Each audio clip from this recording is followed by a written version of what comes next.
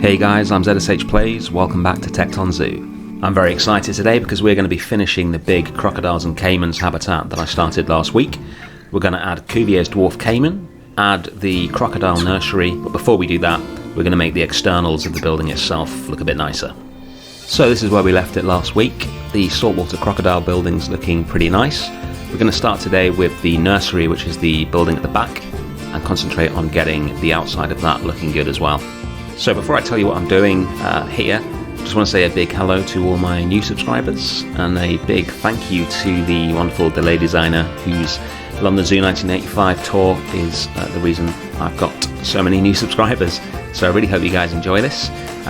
Just a quick bit of background, the aesthetic for this zoo is based on the work of the Tekton group, who built some beautiful modernist enclosures in London Zoo, Whipsnade and Dudley Zoo back in the 1930s.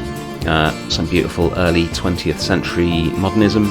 In this zoo we are updating that aesthetic for the modern day, so the animals are as happy as the people. So yeah, here we go. We are doing some work on the roof of what is going to be the Crocodile Nursery. So the space requirements for the crocodiles are pretty big, and once they start having babies, the enclosure at the front where they are would have had to have been just absolutely huge, and I didn't want that. And also with saltwater crocodiles, you don't keep the babies with the adults anyway.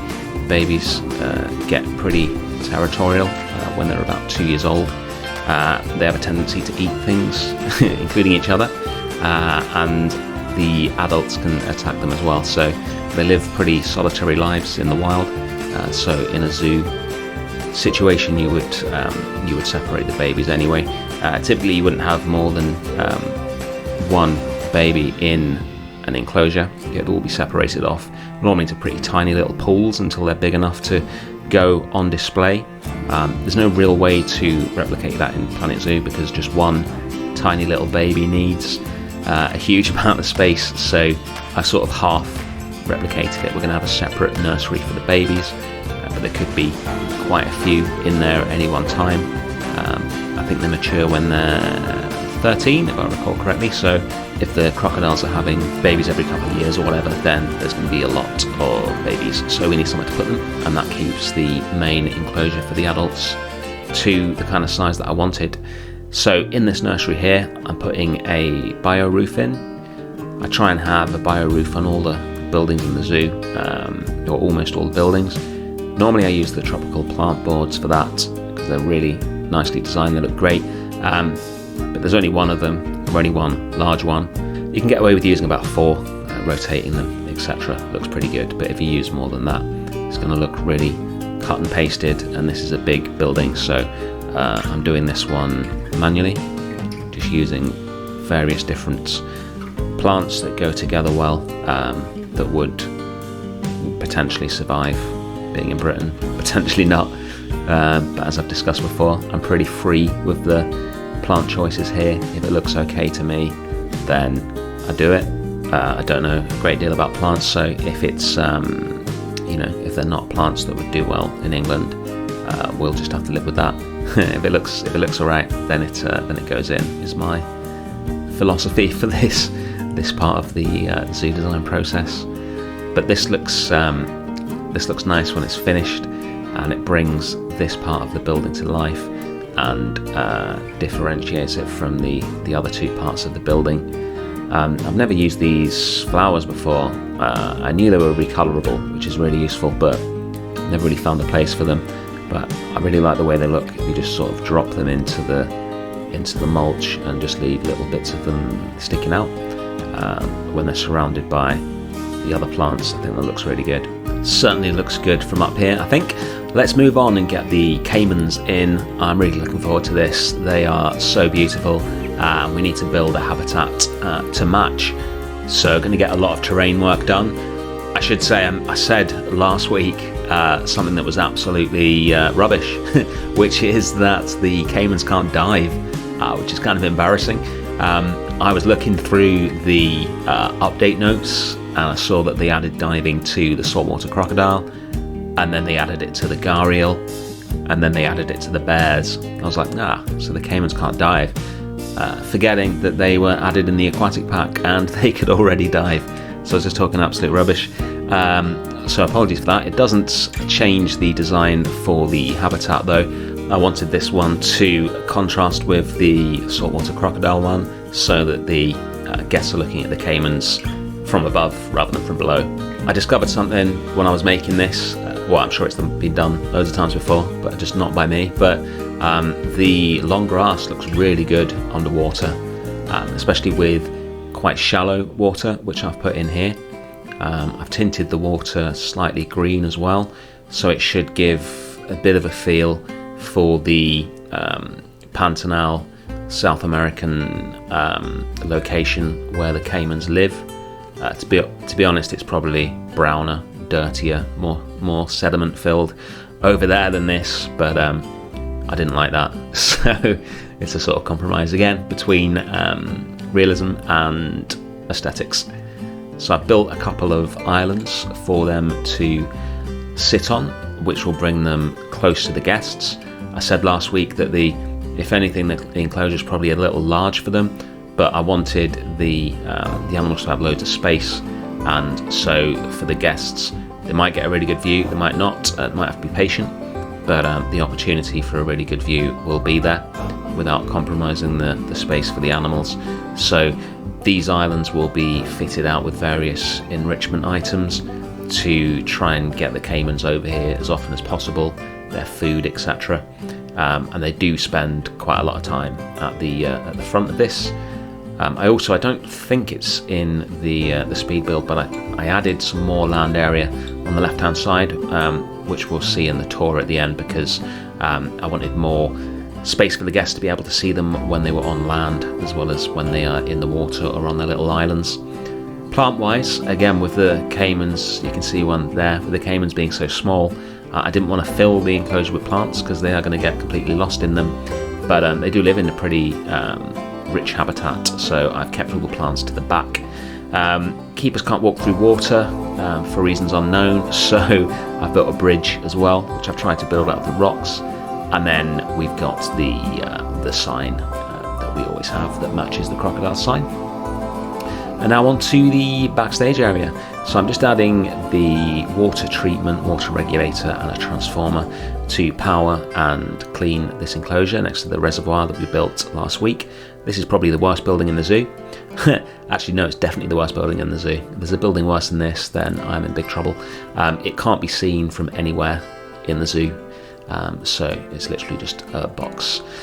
Zoos, to be fair, zoos wouldn't spend money on buildings that can't be seen, so it's actually alright. And added in one of my staff buildings that we created way back in like episode 2, I think it was, so that we've got all the staff that we need in there, and I think this is looking really nice now. Let's move on to the nursery. I'm going to start by putting in one of my little windows that I like to do. Not done one of these for ages. These are in Penguin Palace and the Binturong Bowl. And then I'm going to cover up the slightly janky looking bit of the circular structure that I made, which is kind of unavoidable. So fix it up a little bit and then cover it up with a big old sign. We'll do some Photoshop work later and get a sign in there just to sort of announce the building. And then it's back to my favourite activity, attempting to make circular enclosures. This one didn't actually go too badly. It seemed to work a bit better than the others. Maybe I've got better at it, maybe not. And then you can see all the staff access for the different enclosures here, so that's going to be covered up. I went through a few different ideas of how to do this, and what I settled with in the end is one of the in-game concrete barriers rather than creating a custom one. Because you often see that in zoos in the sort of in the backs of the enclosures where people aren't really looking. You'll have less ornamental kind of stuff. Building some little pools as well. This sort of simulates the kind of habitats that the baby crocodiles would be in real life. You know, just one in a little pool and then one more in a little pool, etc., rather than having them all living together. And the concrete barrier I'll cover up with some vines, etc. later on. I figured that the zoo would have spent the majority of its money on the main crocodile and caiman exhibits, and then this nursery would be sort of a necessity. so it's been built into the original structure, but perhaps less money to spend on this bit of it than the other two at the front. So some fairly standard for zoos, bamboo covering up concrete, vines or fake vines covering up concrete, etc. I've concreted the bottom of the pool for realism, and then I'm adding some leaves in there again to try and get the babies to spend some time on that rock next to the viewing window, because the viewing opportunities in this habitat are a bit less than the others, because everyone likes seeing babies, but it's not a new species or anything like that. Hopefully when it's full of babies, there'll most of the time be at least one of them chilling out on that little rock. And now it's onto the staff area. So I thought it'd be cool here, this is for the saltwater crocodiles. I took a screenshot of the view from the inside the door, and then we put it on like a security cam, so that seeing as the keepers in this game seem to just wander into any carnivore's enclosure with gay abandon, it would be cool to have a camera so they can make sure they're not actually about to step onto a crocodile. So I put that in. Obviously in real life they'd be handled a bit differently. And then we're going to cover up some of the bits near the path with some plaster, because that's what we do. And you can see here, just coming into screen now, a maintenance ladder made by the incredible Creative Games. I've used a few of their workshop items in the zoo. They've just got such a great eye for detail. Everything they've made looks so good. Sticking a few boxes around as well to simulate the sort of backstage feel. Next up, we're going to do some planting around the outside of the enclosure. This stuff is strictly temporary. It's here so that when we take our little tour, cinematics, screenshots, anything like that, the area next to this habitat isn't just dead grass. This is not temporary, so this is how I'm going to decorate the outside of the enclosure, plus hide the bits where the path doesn't quite meet the habitat, which is kind of unavoidable in Planet Zoo, just the way the paths and the barriers interact. So I'm filling it up with rubble. Some of it is the temple rubble, and some of it is the aquatic rocks, which I spent ages recolouring to try and make them match the rubble exactly. This was really sort of finicky, time-consuming work, but I really like the way it looks in the end, just sinking it in, so just tiny little bits of it are poking out and rotating it so it just sits into that little gap and looks like it's actually intended to be there, rather than, hopefully, rather than something that's just been put in there to cover up my terrible pathing. If you can think of a better way to do this, let me know in the comments. But I kind of like this look. I've not done it before, but I've done it all the way around this habitat. And the last thing to do is something that I normally forget to do, but not today, people. I've remembered. Yes, it's the donation bins. Always forget those. That's it. We'll take a look from our drone cam at the finished reptile centre. And the beginning of our reptile area, which we will definitely be coming back to soon. And then I'll take you around it and we'll take a look at it properly. So really happy with how this looks from above. Let's get down to ground level and take a look. So this is the start of the reptile area. I really like this little sign that I've made using the normal sort of lettering style that I use. This sort of draws you into the walkway up to the Crocodiles and Caimans building itself. We're just past the Cheetah Conservation Centre here, as you can see, and from this angle you can't really see a great deal of the rest of the building, which I kind of like. You've got the trees over on the left, and then as you get to the end of this path, the enclosure for the Caimans is kind of revealed. This is the main viewing area for the saltwater crocodiles, which is the underwater viewing area. You can see one of them there, both of them there in fact. I'm really pleased with how this looks. I think the views are really good, and when it's feeding time and they start swimming down and grabbing all the fish, I think the view for the guests is great. Moving around to their land viewing area, which is like a second viewpoint for the guests. So if they are on land, although they do spend the vast majority of their time down in the water. But yeah, this is the land area with their mud bath, which as usual I've sort of hidden away. And then this is the viewing window for the baby crocodiles. So we've got a little sign here telling you all about the Crocodile Nursery and how the baby crocodiles live and why they're kept separately. And then the main sign for the centre up there. And then this is the viewing, so you can just see one right in the background getting into a little pool there. There'll soon be a lot more than 2 babies in here. So the views from here under the little heat lamp that I've made should be better in future. Let's head round now to the Caimans. I should mention from now on there's going to be a bit of a change in the channel. I have so many other ideas for Planet Zoo videos that I want to build, and the list of ideas just gets bigger and bigger, and I never get any of them done because I've got to do an episode of Tekton every week. So from now on, the Tekton Zoo episodes will come out every second Saturday. So the next episode of Tekton Zoo will be in 2 weeks' time.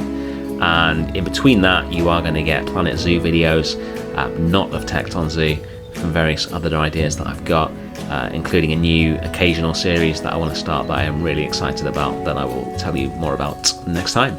This is a central area with signage and a little rock garden, etc., just to educate the guests as to the different species that are in here. And then here we have the Caiman exhibit.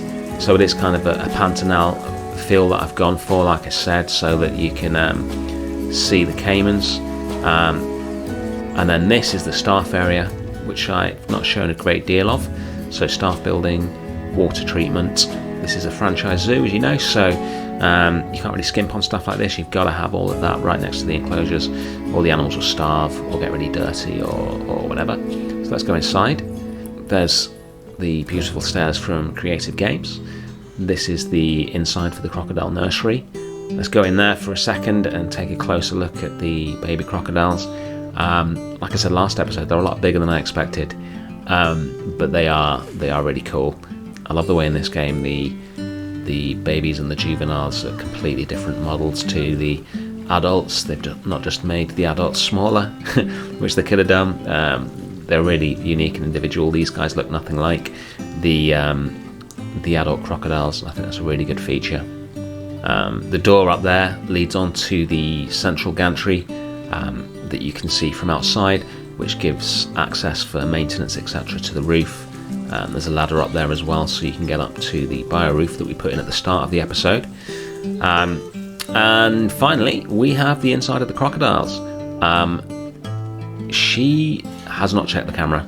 She's going to die. Doesn't look like there's a crocodile there anyway. So hopefully she'll be fine. She seems pretty happy. Yeah, that is the Crocodiles and Caimans habitat. Thank you so much for watching, guys, and I will catch you soon. Bye.